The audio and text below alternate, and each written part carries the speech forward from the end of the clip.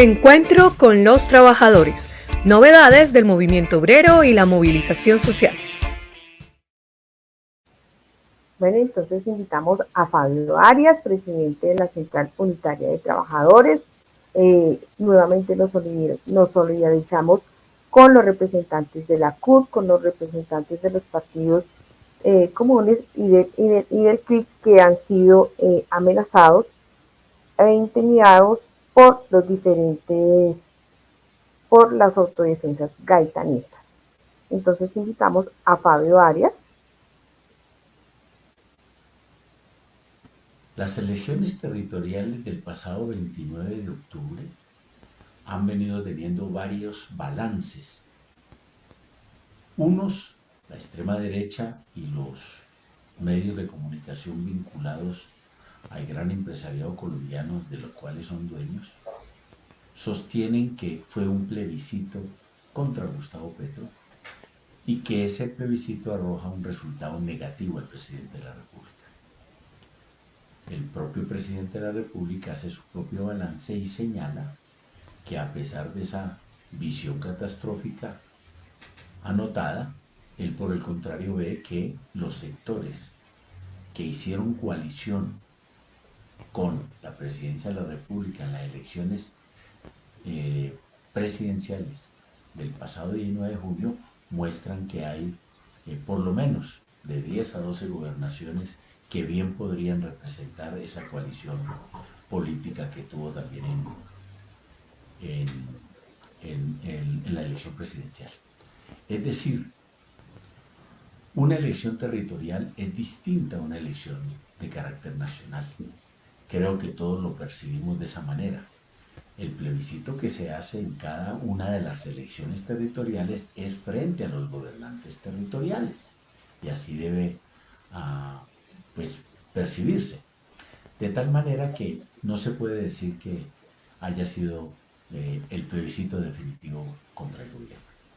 Aquí hay una referencia histórica que señaló que cuando ganó Álvaro Uribe Vélez el primer periodo de su presidencia en el 2002, que lo hizo en la primera vuelta, es decir, fue fulminante su triunfo, en las elecciones territoriales que le siguieron, es decir, en el año 2003, el alcalde de Bogotá fue el señor Luis Eduardo Garzón, de los sectores alternativos.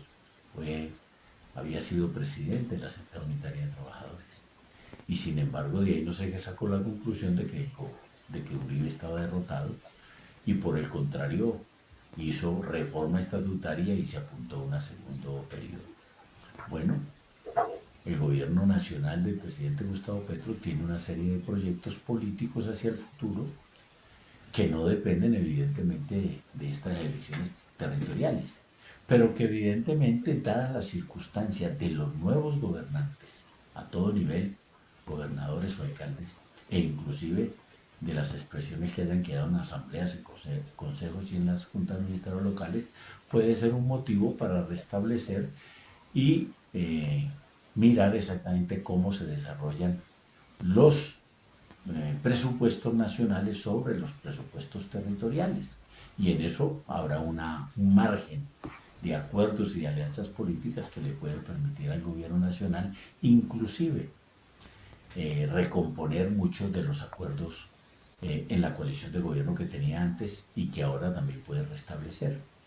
Obviamente, el uribismo está diciendo, y la extrema derecha está diciendo que el gobierno fue derrotado y que por tal motivo las reformas sociales que en este momento se transitan en el gobierno, pues deben ser hundidas, porque según ellos, el dictamen del pueblo es que no se quieren saber nada de este gobierno.